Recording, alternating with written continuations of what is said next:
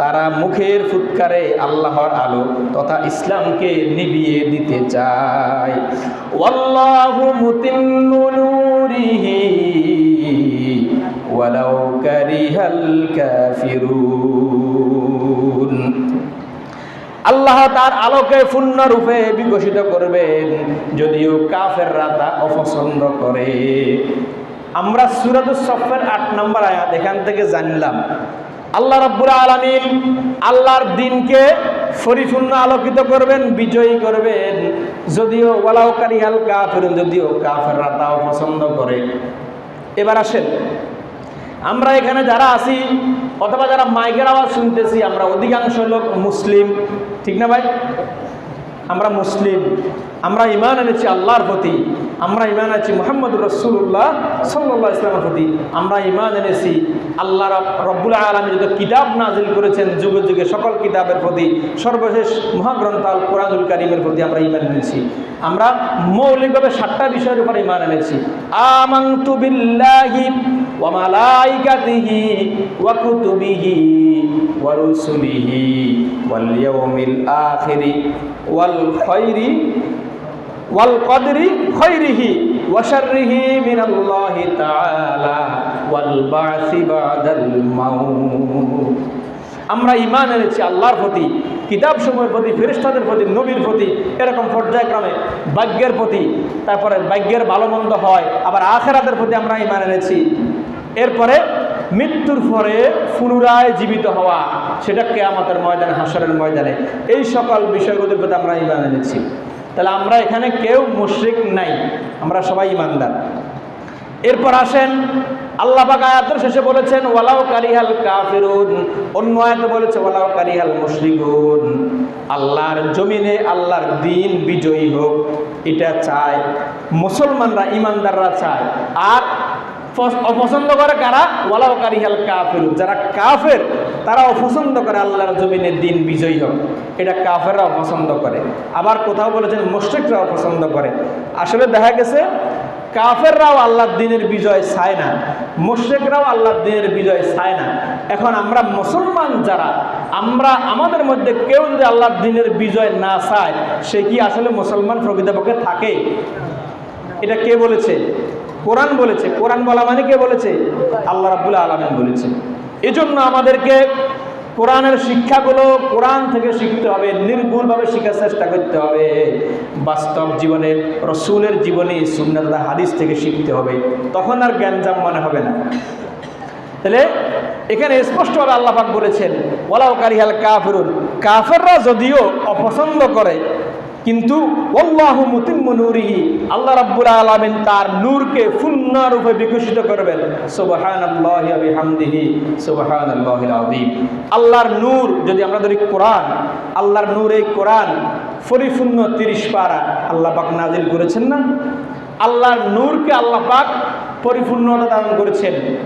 এবার আসেন, আমরা যদি আল্লাহর নূরের আলোয় আলোকিত হয়ে জাহান্নামের আযাবকে দূরে ঠেলে জান্নাতে অংশগ্রহণ করতে চাই, আমাদেরকে যে কাজটি করতে হবে সেটা হলো আল্লাহর এই নূর তথা কোরআনকে, জীবন বিধান কোরআন এবং ইসলামকে রাসূল সাল্লাল্লাহু আলাইহি ওয়াসাল্লামের দেখানো পথে মতে আমাদের বাস্তব জীবনে জীবিত থাকা অবস্থায় এগুলো আমল করতে হবে, মানতে হবে, ঠিক কিনা ভাই?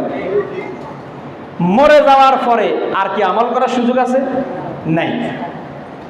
ইযা মাতাল ইনসান ইনকাতা আনহু আমালুহু ইল্লা মিন সালাসাতিন, মানুষ যখন মারা যায় নেক আমল করার দরজা বন্ধ হয়ে যায়। আমাদেরকে সময় থাকতে সময় কাজে লাগাইতে হবে। আমি বলছি না, আপনারাও খেয়াল করছেন, যখন আমাদের কাছে প্রচণ্ড গরম লাগে বৈশাখ জ্যৈষ্ঠ মাসে, তখন আমরা চিন্তা করি আমাদেরকে গাছ লাগাইতে হবে। কিন্তু যখন আবার বর্ষাকালে যখন গাছ লাগানোর সময়, তখন তো আর এত গরম লাগে না। বর্ষাকালে তো আবহাওয়া ভালোই থাকে, মানে স্বাভাবিক সহনশীল ক্ষমতার মধ্যে থাকে, শারীরিকভাবে আমরা মোটামুটি গরম থেকে বাঁচি, তখন আর এটার গুরুত্ব ফিল করি না। আবার পরের বছর তখন গ্রীষ্মকাল আসে, বৈশাখ জ্যৈষ্ঠ মাসে, তখন আবার মনে হয় আরে গত বছর তো গাছ না লাগাই, ভুল করছি। তাহলে আমি যদি হায়াত পাই তাহলে না পরের বছর আবার সংশোধন হওয়ার সুযোগ আছে। তেমনিভাবে আমি এই উদাহরণ দিয়ে আপনাদেরকে বোঝানোর চেষ্টা করতেছি যে আমরা যে বেঁচে থাকলে আমল করবো, বেঁচে থাকলে আমল করবো, এই চিন্তায় আমরা দুনিয়ার জীবন অতিবাহিত করতেছি। ভাই, আমরা কত মিনিট, কত ঘন্টা, কত দিন, কত মাস, কত বছর বেঁচে থাকবো আমরা কি কেউ জানি? কেউ জানি না ভাই, একেবারে একজনও জানি না আমরা কতদিন আমরা বেঁচে থাকবো। কিন্তু না জানার পরেও আমরা গড়িমসি করি, গাফলতি, শুধু গাফলতে, শুধু খেয়ালের ভুলে, শুধু গাফলত আমাদের মধ্যে, অবহেলা করতে করতে আমাদের হায়াতের জিন্দগি শেষ হয়ে যায়। এরপরে ন্যাক আমল করার আর সুযোগ থাকে না, আজরাইল আসে, সময় শেষ, মরণ। তাহলে আমাদেরকে চিন্তা করতে হবে হায়াত থাকতে, আমল করতে হবে হায়াত থাকতে। আল্লাহ রাব্বুল আলামিন আল্লাহর দ্বীনকে বিকশিত করেছেন পূর্ণাঙ্গ রূপে, কোরআনুল কারীমের মতো আলো আমাদেরকে দান করেছেন। এই আলো আমাদের বাস্তব জীবনে ফিট করতে হবে, তাহলে আমরা দুনিয়াতে সফল হব, এরপর পরকালে আমরা আমাদের যে আশার জায়গা জান্নাত, সেই জান্নাতে যেতে পারবো, ঠিক কিনা ভাই?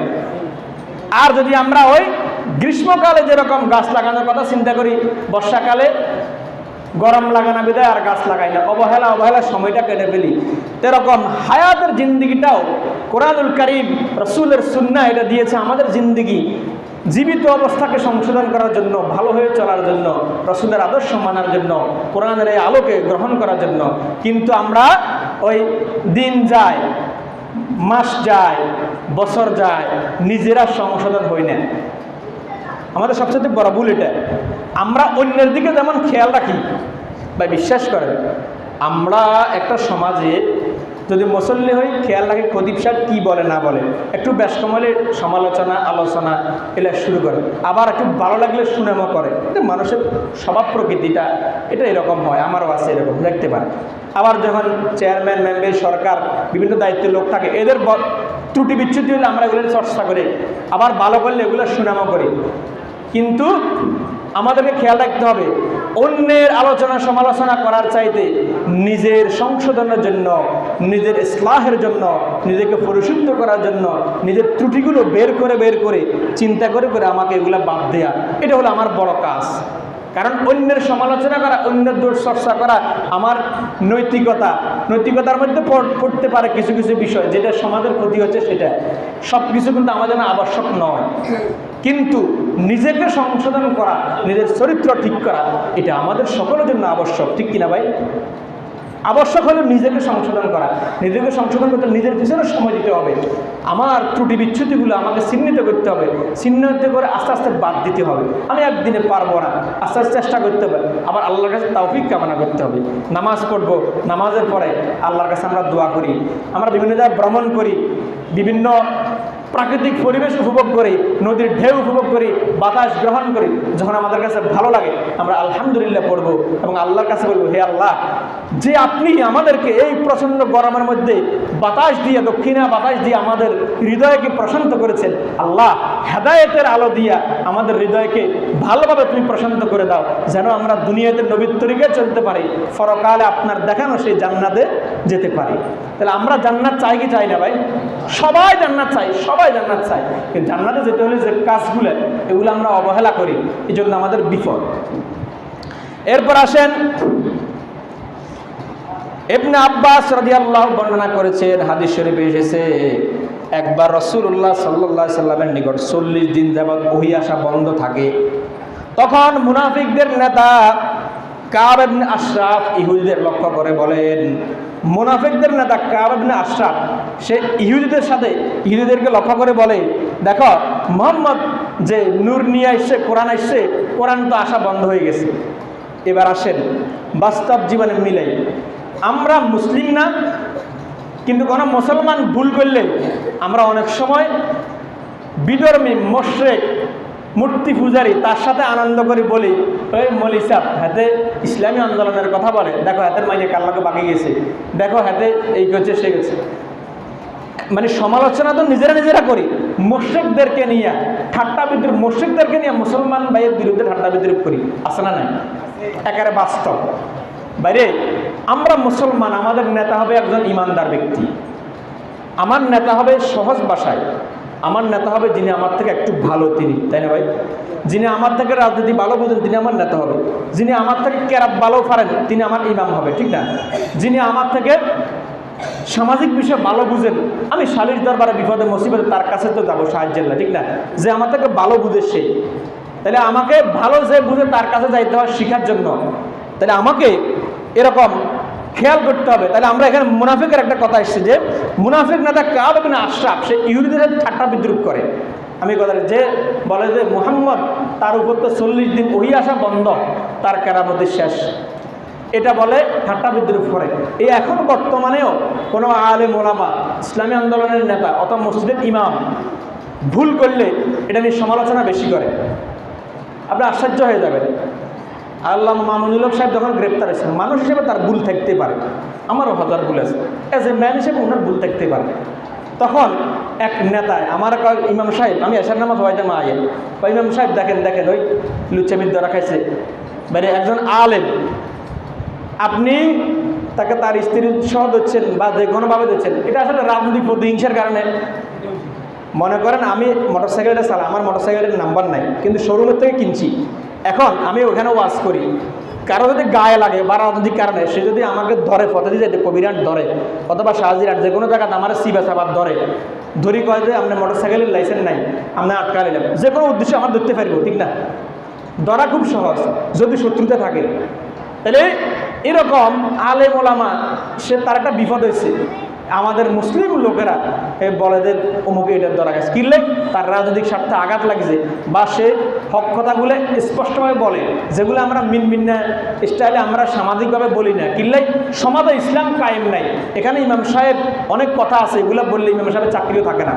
মনে করেন এক জায়গায় বিবাহ হইতেছে, ফর এক্সাম্পল, সেখানে সারা রাত ফলাফল বক্স টাকা গান বাদ্য বাজাইছে, হুজুর যদি কঠিনভাবে প্রতিবাদ করে আর ওই পক্ষ যদি শক্তিশালীভাবে বলে দেয় এটা আমাদের ব্যাপার, আপনার কি সমস্যা, তাহলে দেখবেন একসময় হুজুর থামে যেতে হইব, কিল্লাই হুজুর এখানে নিরীহ। কারণ হচ্ছে আমাদের এই সমাজে বা আমাদের রাষ্ট্রে হুজুর যে বিধান মানে রসুলের বিধান, কোরআনের বিধান, ইসলামিক খেলাফত, এটা আমাদের রাষ্ট্রীয়ভাবে প্রতিষ্ঠিত নাই। এই জন্য হুজুরকে সেখানে চুপ থাকতে হবে। মানে অনেক সময় বলি আমরা, বললেও যখন প্রতিবাদ জোরে সরাই তখন আমরা আস্তে সরে যাই। অনেক সময় খতিব সাহেবের বাদ দিয়ে লেতে হয়, ইমাম সাহেবের বাদ দিয়ে লেতে হয়, ও ভাই সমাজের ছাপ আছে, আমাদের উপর কি আছে, ছাপ আছে। তাই এই ছাপ মুক্ত থাকার জন্য কি করতে হবে, সেটা হলো ইসলামকে বিজয়ী করতে হবে। এই ইসলামকে বিজয়ী করার কথা বলে হুজুর আপনি খতিব সাহেব বলছেন, আপনার কথা বিশ্বাস করুন কেন, আমাদেরকে এটা বিশ্বাস কীভাবে করব? তাহলে এই বিশ্বাস করার জন্য আল্লাহ পাক আবার কোরআনুল কারীম আয়াত আমাদেরকে দান করেছেন, সেখানে বলা হচ্ছে হুয়াল্লাযী আরসালা রাসূলাহু বিল হুদা ওয়া দীনিল হক লিইয়ুযহিরাহু আলাদ দীনি কুল্লিহি ওয়ালাউ কারিহাল মুশরিকুন। আল্লাহ রাব্বুল আলামিন সূরাতুস সফের 9 নম্বর আয়াত সেখানে বলেছেন তিনি তার রাসূলকে পথনির্দেশ ও সত্য দিন সহ প্রেরণ করেছেন। হুয়াল্লাযী, তিনি প্রেরণ করেছেন, তিনি কে? আল্লাহ। আরসালা রাসূলাহু, তার রাসূলকে প্রেরণ করেছেন, বিল হুদা, হেদায়েত সহকারে, সত্য দিন সহকারে, ওয়া দীনিল হাক্কি, সত্য দিন সহকারে প্রেরণ করেছেন। লিইয়ুযহিরাহু, জাহির করার জন্য, প্রকাশিত করার জন্য, প্রস্ফুটিত করার জন্য, বিজয়ী করার জন্য, প্রতিষ্ঠিত করার জন্য, কায়েম করার জন্য, আলাদ দীনি, আল্লাহর দেয়া দ্বীনকে, আলাদ দীনি কুল্লিহি, অন্যান্য সকল মত পথ এবং জীবন ব্যবস্থার উপর দ্বীন ইসলামকে প্রতিষ্ঠিত করার জন্য আল্লাহ রাব্বুল আলামিন সত্য দিন সহকারে মুহাম্মদুর রাসূলুল্লাহ সাল্লাল্লাহু আলাইহি ওয়াসাল্লামকে প্রেরণ করেছেন। আমার কথা বিশ্বাস হয়? আল্লাহ পাক নবী মুহাম্মদুর রাসূলুল্লাহ সাল্লাল্লাহু আলাইহি ওয়াসাল্লামকে প্রেরণ করেছেন পৃথিবীতে আল্লাহর দেয়া বিধান দ্বীন ইসলামকে কায়েম করার জন্য। তাহলে মুহাম্মদুর রাসূলুল্লাহ দ্বীন ইসলামকে কায়েম করেছেন কাদের মধ্যে? এই আদম সন্তান মানুষদের মধ্যে। তৎকালীন সমাজে, জাহিলি সমাজে তারা অনেকে অজ্ঞ ছিল, নিরক্ষর ছিল, তারা দ্বীন ইসলাম এবং হেদায়েতের বাণী সম্পর্কে নিরক্ষর ছিল। আবার কিছু কিছু লোক সাহিত্যে সমৃদ্ধ ছিল তৎকালীন আরবের লোকেরা, কিন্তু মানে ব্যাপকভাবে হেদায়েতের পথ থেকে, ইব্রাহিম নবীর ধর্ম থেকে, মুসা নবীর ধর্ম থেকে তারা বিচ্যুত হয়ে গেছে, ঈসা নবীর ধর্ম থেকে তারা বিচ্যুত হয়ে গেছে। এই জন্য আল্লাহ পাক বলেছেন তখনও কিন্তু কিছু মত পথ, কিছু বিধান সমাজে কায়েম ছিল। মানুষ সৃষ্টির শুরু থেকে কিয়ামত পর্যন্ত যত মানুষ আসবে, মানুষ সামাজিক জীব, সমাজে একটা নিয়ম নীতি থাকবে, এটা খুব স্বাভাবিক। এই নিয়ম নীতিটা সুন্দর হবে কখন? যখন সৃষ্টিকর্তা যিনি আল্লাহ রাব্বুল আলামিনের দেয়া বিধান এই সমাজের মানুষরা মানবে, তখন যাই সমাজ শান্তিপূর্ণ হবে, ঠিক না ভাই? এটার প্রমাণ হলো জাহিলি সমাজে যখন কন্যা সন্তান জন্মগ্রহণ করলে এটাকে অপমানজনক মনে করত। কারণ কন্যা সন্তান জন্মগ্রহণ করলে এই কন্যার সাথে কেউ পাপাচার করব, বিভিন্ন কারণে মা বাবা অথবা যারা সন্তানের অভিভাবক আছে তারা মনে করতো যে কন্যা সন্তান হলে তো আমাদের উপর বিপদ নামিয়ে আসবো, এই জন্য তারা জীবিত কন্যা সন্তানদেরকে দাফন করে ফেলত। এরকম বর্বর সমাজ ছিল। লুটতরাজ, ডাকাতি, জমি দখল, এটা আইয়ামে জাহিলিয়াত, যেটাকে আমরা বলি জাহিলি যুগের স্বভাব। এই বর্বর জোর যার মুল্লুক তার, মাইট ইজ রাইট, যাদের শক্তি আছে হাতের অধিকার আছে, এরকম সমাজকে এত প্রশান্তির সমাজে পরিণত করেছেন নবী মুহাম্মদ রাসূলুল্লাহ সাল্লাল্লাহু আলাইহি ওয়াসাল্লাম। তিনি কি বানিয়ে কিছু করেছেন নাকি আল্লাহ থেকে যেটা পেয়েছেন সেটা বাস্তবায়ন করেছেন? আল্লাহ থেকে যেটা পেয়েছেন সেটা বাস্তবায়ন করেছেন। এবং এক্ষেত্রে যখন তৎকালীন মুশরিকরা আল্লাহর রাসূলকে কষ্ট দিচ্ছে, নির্যাতন করছে, যারা ঈমান আনছে তাদেরকে বাড়িঘর থেকে তাড়িয়ে দিচ্ছে, যারা ঈমান আনছে তাদেরকে গরম মরুভূমির বালু, উত্তপ্ত বালুর মধ্যে শুয়ে দেওয়া হচ্ছে, উপরে ফাতর সাফা দেওয়া হচ্ছে, বিভিন্ন ধরনের আগুনে সেঁক দেওয়া হচ্ছে, এত কষ্ট দেওয়া হচ্ছে বেলাল রাদিয়াল্লাহু থেকে শুরু করে ওনাদেরকে, আল্লাহ রাসূলের সাহাবীদেরকে। তখন ফেরেশতা জিব্রাইল বলেছেন, হে নবী আপনি বলেন আমরা দুই পাহাড়কে একসাথে করে ব্যানিশ করে দিই, সকল মানুষকে ধ্বংস করে দিই। কিন্তু মুহাম্মদুর রাসূলুল্লাহ তিনি কি বলেছেন ওদেরকে ধ্বংস করে দাও? না, বলেছেন যদি তাদেরকে ধ্বংস করা হয় আমি কার মাঝে দিনের দাওয়াতি কাজ করব? বাইরে এখন আলেম ওলামারা অনেক সময় মজবুত কথা বললে আপনাদের অনেকের গায়ে লাগে, কেন জানেন? ওই আমরা তো কোরআনের বিধান পরিপূর্ণভাবে জানি না, এই জন্য যেটা আমি জানি না সেটা যদি আমি শুনি আমার দলের বিরুদ্ধে যায়, আমার স্বার্থের বিরুদ্ধে যায়, তখন আমার কাছে কষ্ট লাগে। ওই আমার যে শয়তানি নফসটা আছে এই নফস শক্তিশালী হয়ে যায়, বলে ইমাম সাহেবের লগে তুমি লাগ, ইমাম সাহেব রাজনীতি করে বলে এর সরাই দেয় এখান থেকে। আসলে এই সকল বিধিবিধান কে দিয়েছেন? আল্লাহ রাব্বুল আলামিন দিয়েছেন। বাইরে আমরা সবাই বুঝি, যে কোনো কম্পিউটার বলেন, মোবাইল বলেন, তারপরে আইপিএস বলেন, মাইক বলেন, যিনি সৃষ্টি করেছেন তিনি এটার সাথে কিছু নিয়ম শৃঙ্খলা দিয়েছেন। এই নিয়ম মানলে মাইকটাকে অপারেট করতে হলে, ব্যবহার করতে হলে এমনি এমনি কাজগুলো করতে হবে। আমরা সেভাবে করলে এগুলো ঠিক থাকে। একটু ব্যতিক্রম হলে আমার মাইক নষ্ট হয়ে যায়, সাউন্ড সিস্টেম খারাপ হয়, ঠিক না ভাই? তেমনি ভাই মোবাইল সঠিকভাবে সেটিং না করতে পারলে মোবাইল বন্ধ হয়ে যায়, লক হয়ে যায়, সমস্যা হয়। কম্পিউটারে এরকম সঠিকভাবে পরিচালনা করতে না পারলে লক হয়ে যায়। তাহলে আমরা মানুষ আমাদের এই 60 বছর 70 বছরের জিন্দিগি, এটাও সঠিক সরল রেখা, যেই সরল রেখা সদা জান্নাতে গেছে ওই সরল রেখা থেকে বিচ্যুত হয়ে যায়। এই বিচ্যুতি থেকে বাঁচানোর জন্য আল্লাহ যে বিধান দিয়েছেন কোরআন এবং রসুলের সুন্নাহ তথা হাদিসের মধ্য দিয়ে, এটা রসুল সাল্লাল্লাহু আলাইহি ওয়াসাল্লাম বাস্তব জীবনে তিনি নবুয়তের প্রায় 23 বছর জিন্দিগিতে এটা অ্যাপ্লাই করেছেন মানুষের বাস্তব জীবনে।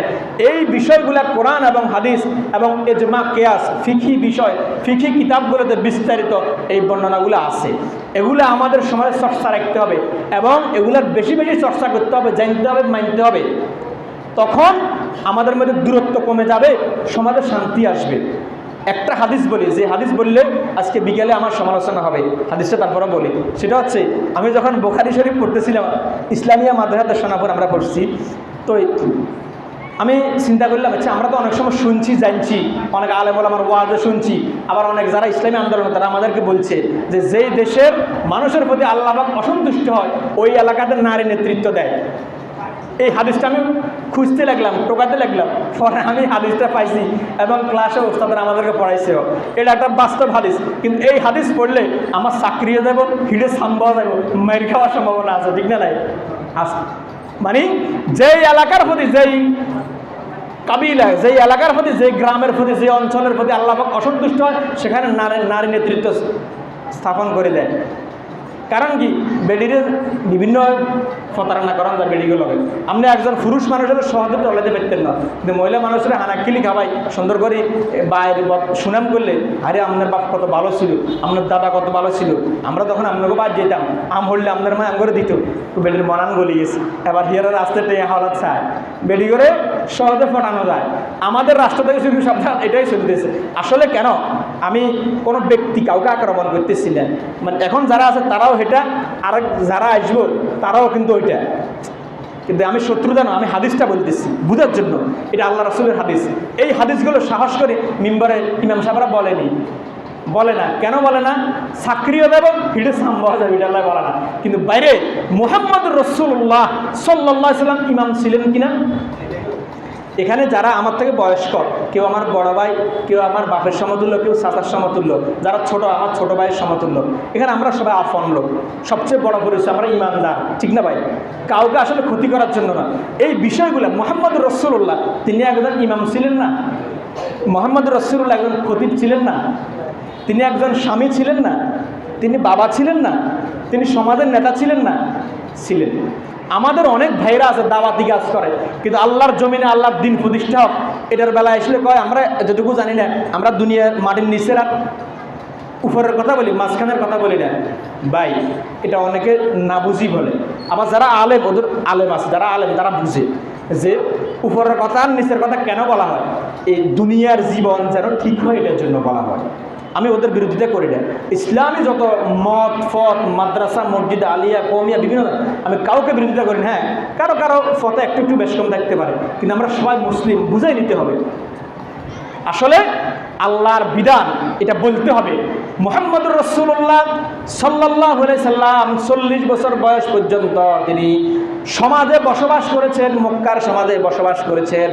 আলামিন উপাধি পেয়েছেন, বিশ্বস্ত বলে উপাধি পেয়েছেন। যখন কোনো গ্যাঞ্জাম বাজত, মুহাম্মদুর রাসূলুল্লাহ সাল্লাল্লাহু আলাইহি সাল্লামকে আমানতদার, সত্যবাদী হিসেবে রসুলের কাছে এসে বলতে, হে মুহাম্মদ, অনেকে বয়স্ক ছিল কিন্তু তারপরও বাতিজা মানত, কারো ছোট ভাই মানত, যে তুমি এটার বিচার করে দাও, হইতো না? কেন? বিশ্বাসী লোক ছিল। বাইরে এই বিশ্বাসী লোকটা যখন 40 বছর বয়সে যখন কোরআন পাইছে, বলা হচ্ছে ইকরা বিসমি রাব্বিকাল্লাযী খালাক, যখন বলা হচ্ছে তুমি পড়ো, কি পড়বে? আল্লাহর নামে পড়বে। এই কোরআন যখন নাজিল হতে শুরু করলো, এরপর আস্তে আস্তে আসলো যে তোমরা 360 মূর্তির ইবাদত করিও না, তোমরা এক আল্লাহর ইবাদত করো, যেই আল্লাহ রাব্বুল আলামিন তোমাকে আপনাকে জীবন দান করেছে, আপনাকে আমাকে জীবন দান করেছেন যেই আল্লাহ, ওই আল্লাহর ইবাদত করুন। মুহাম্মদুর রাসূলুল্লাহ সাল্লাল্লাহু আলাইহি সাল্লাম যখন এই কথা বলা শুরু করছে, তৎকালীন সমাজে কিছু নেতা নেত্রী, সমাজ ব্যবস্থা ছিল না? ছিল। তারা তাদের ক্ষমতা চলে যাবে, এজন্য মুহাম্মদুর রাসূলুল্লাহ সাল্লাল্লাহু আলাইহি সাল্লামের এই কথা অনেকে কিন্তু বুঝছে, বিশ্বাস করছে, কিন্তু প্র্যাকটিক্যালি মানে না। কেন মানে না? ওর দায়িত্ব চলে যাবে, এজন্য মানে নাই। ভাই বিশ্বাস করেন, আমি ইমানদার কখন নিজেকে প্রতিষ্ঠিত করতে পারবো? যদি আমি এখন খতিবের চেয়ারে আসি, যদি বলা হয় না, বিধান আসে যে আমার শরীরে কোরআন অতিরিক্ত ব্লাড বেড়ে গেছে, যেটার দ্বারা আমার অজু ফরজ হয়ে গেছে, আমার অজু চলে গেছে, মনে করেন অজু চলে গেছে, এখন সময় হয়ে গেছে, এখন আমি এখানে এতক্ষণ ছিলাম খতিব, কিছুক্ষণ পরে ইমামতি করব, কিন্তু যখন আমার ত্রুটিতে আসছে তখন আমি বললাম যে আমাদের ইমাম সাহেবকে, যিনি পান জায়গা নাই, যে হুজুর আপনি নামাজ পড়ান, তুমি ফিচারে যেতে হবে, নইলে মুয়াজ্জিন সাহেব, হুজুর আপনি নামাজ পড়ান। তাহলে আমি যখন যে অবস্থা আছে সে অবস্থা মেনে নেয়া, দিনের স্বার্থে নম্রতা, ভদ্রতা, এটা হলো ইসলাম। যদি আমি মনে করি যে আমি খতিব সাহেব, আমি থাকতে মুয়াজ্জিন কেন নামাজ পড়াইব, আমি তো তার থেকে বেশি করছি, এই অহংকার করলাম, তাহলে এই অহংকারী খতিবের পিছনে নামাজ পড়াও জায়েজ নেই। দিন সোজা, দিন যদি মানি আমরা, দেখবেন সব কিছু সহজ হয়ে যাবে। দিন যদি মানি প্র্যাকটিক্যাল লাইফে, দেখবেন সরকারি অফিসে ঘুষ দেওয়া লাগতো না। দিন যদি মানি আমাদের যে সরকারের বাতাগুলো যেগুলো ঠিকমতো আসবে। দিন যদি মানি এই কালো রাস্তা হইতে চান্দাবাদি আমরা করব না। কারণ বাইরে প্রকৃতি মানে আল্লাহর যেটা বিধান, এটা একেবারে 100%। আমি যদি আমি বড়, আমি ছোট একটাকে থাপ্পড় একটা দিই, বিশ্বাস করেন আইস হয়তো 15 রকম আমি বাঁচিয়ে যেতে পারবো। আরেক কান্দি আমার থেকে বড় আজ্ঞা, আরেকটা ঘটনা আমার দিব জোরে এক সোবা, হয়তো দাঁত হয়ে যাবে। একেবারেই বাস্তব, একেবারেই বাস্তব। আমরা যাই করব, জহারাল ফাসাদ ফিল বাররি ওয়াল বাহরি বিমা কাসাবাত আইদিন নাস, আল্লাহ পাক কোরআনে বলেছে পৃথিবীতে জলে স্থলে যত কিছুই ঘটে সব কিছু মানুষের হাতের কামাই, মানে আমাদের কর্মের কারণে হয়। আল্লাহর কথা মিথ্যা হয় না ভাই। এজন্য আসুন জুলুমের পথ ছাড়েন। আমরা অনেকেই যে অনেকের ছেলে সন্তান ম্যাচ থেকে নিয়ে বিভিন্ন জায়গা থেকে নিয়ে ক্রস ফায়ারের নাম দিয়ে হত্যা করা হয়েছে। আমরা অনেকে বলি অত তো অমুক দল করে, আমার দল করে, হাতে কিচ্ছু যায়নি ভাই। অন্যায় অন্যায় যেই হোক, একজন হিন্দু, বৌদ্ধ, খ্রিস্টান, আমাদের এই বাজারে অনেক বিধর্মী লোক ব্যবসা করে না, যারা ব্যবসায়ী আছে ভাই, কোনো সময় একজন বিধর্মী লোককেও যে আমাদের দেশে মুসলমান বেশি তাকে আমরা ধমক দিয়ে কথা বলবো, নো, এটাও ইসলাম বলে না। ওই বিধর্মীর সাথে বন্ধুত্বপূর্ণ আচরণ করতে হবে। তবে হ্যাঁ, সে যেহেতু আমার আল্লাহকে মানে না, তার কাছে আমার গোপন কথা বলা যেত না। আমার মসজিদের চাবি কোনায় রাখছি আমি, এটাকে আমি একজন বিধর্মীর কাছে বলতাম না, কিল্লাই হাতে হয়তো মসজিদের ভিতরে কিছু একটা রাখি দেবো, অথবা মসজিদের কোনো ক্ষতি করে একটা দাঙ্গা বাধা দিতে পারে, কিল্লাই হাতে আমার আল্লাহর মান না, তাকে আমি বিশ্বাস করুন কারে? ইমানদারে বিশ্বাস করুন। এখানে ইমানদার ব্যক্তি, কোনো পড়ালেখা নেই, মনে করেন সমাজে একজন লোক ভদ্র, সবসময় নামাজ পড়ে, সত্যবাদী, আমি তাকে বিশ্বাস করে সব কিছু বিশ্বাস করতে পারি, কারণ সেই ইমানদার। তার ভিতরে জাহান্নামের ভয় আছে, তার ভিতরে আমানতের খেয়ানত করলে আল্লাহ পাকের শাস্তি দেবার ভয় আছে। আমি যত কথা বলেছি, এই কথা বলার মূল উদ্দেশ্য হচ্ছে কি, আল্লাহ পাক আল্লাহর রাসূলকে কেন প্রেরণ করেছেন, এটা সূরাতুস সফে 9 নম্বর আয়াতে এসেছে যে আল্লাহ পাক সত্য দিন কি? ইসলাম। এবার আসেন ভাই, আমরা কাজে কর্ম অনেক সময় মুশরিক হয়ে যাই। বিশ্বাস করেন, আমরা যখন আল্লাহর দ্বীনকে বিদ্যাঙ্গুলি দেখাই, তখন প্রকারান্তরে আমরা মুশরিক হয়ে যাই। আল্লাহর সাথে জিহাদ করি, আল্লাহর সাথে যুদ্ধে লিপ্ত হই। আবু বকর রাদিয়াল্লাহু তাআলা আনহু, যিনি উম্মতের মধ্যে মুহাম্মদুর রাসূলুল্লাহ সাল্লাল্লাহু আলাইহি ওয়াসাল্লামের পরে সবচেয়ে মেধাবী নেতা ছিলেন, আবু বকর রাদিয়াল্লাহু আনহু বলা হয় খলিফাতুর রাসূল, রাসূলের খলিফা, যিনি মেধাবী লোক ছিলেন, বিচক্ষণ রাজনীতিবিদ ছিলেন। যখন আল্লাহ রাসূলের ইন্তেকালের পরে কিছু লোক নব মুসলিম তারা যাকাত দিতে অস্বীকার করে, আবু বকর রাদিয়াল্লাহু তাআলা তখন বলেছেন, মুহাম্মদুর রাসূলুল্লাহ সাল্লাল্লাহু আলাইহি ওয়াসাল্লাম কোনো বানিয়ে এই সকল বিধান আনেন নাই। যাকাতের বিধান সহ, জিহাদের বিধান সহ প্রত্যেকটা বিধান আল্লাহর পক্ষ থেকে আল্লাহ পাক পছন্দ করে মানুষের জন্য নির্ধারণ করে মুহাম্মদুর রাসূলুল্লাহ সাল্লাল্লাহু আলাইহি ওয়াসাল্লামের কাছে দিয়েছেন। মুহাম্মদুর রাসূলুল্লাহ সাল্লাল্লাহু আলাইহি ওয়াসাল্লাম একজন মানুষ ছিলেন, আল্লাহ পাক ওনাকে দুনিয়া থেকে নিয়ে গেছেন ঠিকই, কিন্তু আল্লাহর দেয়া কোরআন এবং রাসূলের সেই সুন্নাহ আমাদের থেকে বিতাড়িত হয় নাই, দূরে যায় নাই। যেই ব্যক্তি বা যারা আল্লাহর দেয়া বিধান এবং মুহাম্মদুর রাসূলুল্লাহ সাল্লাল্লাহু আলাইহি ওয়াসাল্লামের জারি করা বিধান, যাকাতের বিধান, যাকাত দিতে যে ব্যক্তি অস্বীকার করবে, তার বিরুদ্ধে আমি জিহাদ ঘোষণা করলাম। কেন? যাকাত একটা ফরজ ইবাদত। তেমনি হবে পর্দা, মহিলারা পর্দা করবেন, পুরুষরাও পর্দা করবে। আমরা পর্দার বিধান আসলে অনেক সময় মহিলাদের কথা বলি, পুরুষদের কথা বলি না। না, পর্দার বিধান একজন নারী যেমনি পর্দার ভিতরে থাকবে, একজন পুরুষও কোনো নারী সামনে পড়ে গেলে সে পর্দা করবে, চোখ নামিয়ে ফেলবে, চিন্তা করবে, হায় এর মতো তো আমার মাও আছে একজন নারী, আমার যে সন্তান, যাদের সন্তান আছে, চিন্তা করে আমার সন্তান, আমার মেয়েটা বড় হলে আরেকজনের যদি খারাপ দৃষ্টিতে থাকে আমার কাছে কেমন লাগবে। সুতরাং আমি কেন আরেকজনের বোনের দিকে, মেয়ের দিকে, মায়ের দিকে, স্ত্রীর দিকে খারাপ দৃষ্টিতে তাকাবো? মানে মানুষ হিসাবে ভুল শয়তানি মাথায় আসা একেবারে স্বাভাবিক, কিন্তু এটাকে দূরীভূত করতে হবে ওই নবুয়তি আলো, ওহির এলেম দিয়ে, কোরআনের এলেম দিয়ে, পর্দার বিধানগুলো চর্চা করে, মেনে, স্মরণ করে, তখন আমাকে এটা থেকে বিরত থাকতে হবে। তাই প্রত্যেকটা বিষয় এমন। তাহলে আসুন আমরা আমাদের আলোচনা এখানে শেষ করব।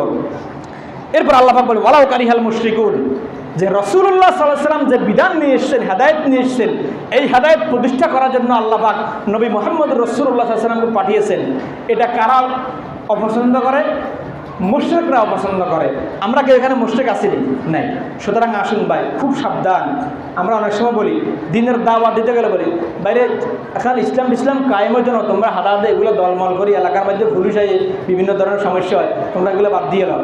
বাট এই কথা যদি মুহাম্মদুর রাসূলুল্লাহ সাল্লাল্লাহু আলাইহি ওয়াসাল্লাম বলতো যে আবু জাহেল, আবু লাহাব এরা অনেক বড় বড় নেতা, এরা তো একটা শাসন কায়েম চালাইতেছে, আমি আল্লাহর বিধানের কথা কিল্লে বললে তো আমার হিডে সাম্বা থাকতো না। এটা যদি মুহাম্মদুর রাসূলুল্লাহ বলি, ঘরে হুদি থাকতো, এই পর্যন্ত দিন ইসলাম আসতো নি ভাই, আসতো না। বাইরে একেবারে বিশ্বাস করেন, আমি আমার স্বার্থের জন্য কথা বলি না। শুনেন, মসজিদে আল্লাহর বিধানের কথা স্পষ্টভাবে বললে চাকরি চলে যায়। তারপরে আমরা কথাগুলো বলি কেন? দ্বীনি ইলম শিখছি, আল্লাহ পাক বিবেকের বিচার করবে, আমাকে আপনাকে বিবেকের বিচার করবে, প্রত্যেকটা আলেমের বিবেকের বিচার করবে, সাধারণ লোকেরা বিবেকের বিচার করবে। যে আলেমকে বলা হবে, তুমি যে খতিবের চেহারা বসছো, মাসে মাসে হাদিয়া তওবা নিচ্ছ, এই যে লোকগুলা তোমার বিশ্বাস করে ভালো ভালো খাওয়াইছে, বিশ্বাস করে তোমার হাদিয়া তওবা দিছে, কষ্ট কর, টাকা ইনকাম করতে কষ্ট হয়, কিন্তু মসজিদে এনে ফাও ফাও কিল্লাই আল্লাহর রাজিল্লাই। তাহলে এই ফাও ফাও খাই তুমি মানুষদেরকে সংশোধনের কথা বলো নাই, চাকরি চলে যাবে।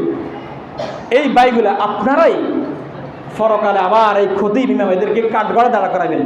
যখন জাহান্নামের আল্লাহ মাফ করো, জাহান্নামের আযাবের বিষয়গুলো সামনে চলে আসবে, তখন আমাদের খতিব সাহেব তো আমার বলে না, খতিব সাহেব 19 বছর ইমামতি করছে আঙ্গ মসজিদে, হেমিয়া কোনোদিন আঙ্গর এসব কথা কওয়া না। এই জন্য আসুন কোরআন থেকে চর্চা করি। আমরা মানুষ, ওমা উতিতু মিনাল ইলমি ইল্লা কলিলা, আমি সহ আমাদের সকলের জ্ঞানের স্বল্পতা আছে, আমাদের জ্ঞান কম, কিন্তু আমরা কোরআনুল কারীম থেকে আলোচনা করার চেষ্টা করব ইনশাআল্লাহ। তাহলে প্রত্যেক জুমাতে আমরা নতুন নতুন কিছু কোরআন এবং হাদিস থেকে আলোচনা করার চেষ্টা করব। আপনারাও আমার জন্য দোয়া করবেন যেন আল্লাহ পাক আমার ইলমে আমলে এবং জবানে বরকত দান করে, যেন আমি ভালো করে শিখি, আপনাদের কাছেও বলতে পারি এবং আমি বাস্তব জীবনে আমল করতে পারি। আমি আমার সকল মুসল্লিদের জন্য দোয়া করি, হে আল্লাহ আমার এই সকল মুসল্লিকে পরিপূর্ণ রাসূলের উম্মত হিসেবে আপনি কবুল করেন, সকলে বলি আমিন। আমরা এখন যেরকম ভালোবাসার সাথে সমাজে আসছি, পরকালেও যেন আমরা সকলে জান্নাতি পরিবেশে একসাথে থাকতে পারি, আল্লাহ পাক কবুল করে, সকলে বলি আমিন। তাহলে আসুন আমরা আজকে যে বিধান নিয়ে আলোচনা করেছি, সূরাতুস সফফের 8 এবং 9 নম্বর আয়াত আলোচনা করেছি, আরও কতগুলো আয়াত আলোচনা করার সময়ের কারণে হয় নাই। এই আয়াতগুলোতে বোঝানো হচ্ছে দিন বিজয়ী হবে, আপনি সহ অথবা আপনি ছাড়া দিন বিজয়ী হবে, কিয়ামত পর্যন্ত আল্লাহর জমিনে আল্লাহর দিন থাকবে।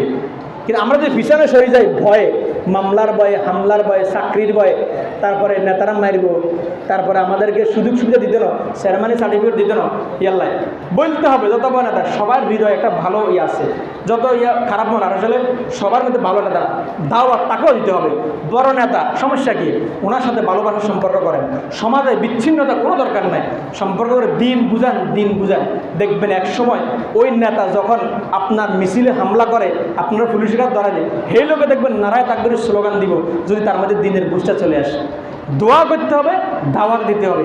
আসুন আমরা সকলে বাই বাই হয়ে যেন ঐক্যবদ্ধভাবে যেমন নামাজ পড়ি, ঐক্যবদ্ধভাবে সমাজের সকল কাজ, গরিব দুঃখী অসহায় মানুষ, কোনো মানুষ আমার ভাই, চাচাতো ভাই, সমাজের দরিদ্র মানুষ, কেউ যেন আমার দ্বারা জবানের কথার দ্বারা ক্ষতিগ্রস্ত না হয়, আমার শক্তির বলয়ের কারণে সে যেন ক্ষতিগ্রস্ত না হয়। আমি জমি খেকো, জায়গা জমি ঠেলি, আমি দুশের লাইন বুঝে দিই, এরকম আমার দ্বারা যেন কষ্ট না পায়। কারণ মান সালিমাল মুসলিমুন মিন লিসানিহি ওয়া ইয়াদিহি, খাঁটি মুসলমান ওই ব্যক্তি যাহার হাত এবং মুখ থেকে অপর মুসলমান নিরাপদ থাকে। বাইরে কিছু লোক না এতে কারো লোক মাতেও না, কিছু করে না, এতে এক দুটির বালা আছে, ঠিক আছে, এতে আমরা ক্ষতি করেন না, তার ভালো বলুন। আমাদেরকে কারো ক্ষতির কারণ যেন আমরা না হইলে, কারণ এখন মারা গেলে তৎক্ষণাৎ আমাকে ফেরেশতারা জিজ্ঞেস মার রব্বুকা, আমরা যদি রবের নির্দেশগুলো বাস্তবে না মানি সেখানে বলতে পারবো না, যতই আল্লাহ আল্লাহ জিকির করি, বাস্তব জীবনে যখন আমরা না মানো সেখানে বলার সুযোগ থাকবে না। আল্লাহ পাক আমাদের সকলকে দুনিয়ার জিন্দেগি সুন্দর করার জন্য আল্লাহর রাসূলের বিধান, কোরআনুল কারীমের এই বিধানগুলোকে মানার তৌফিক দান করুন। ওয়া আখির দাওয়ানা আলহামদুলিল্লাহি রাব্বিল আলামিন। আসসালামু আলাইকুম ওয়া রাহমাতুল্লাহ। যারা সুন্নাত পড়েন সুন্নাত পড়ুন।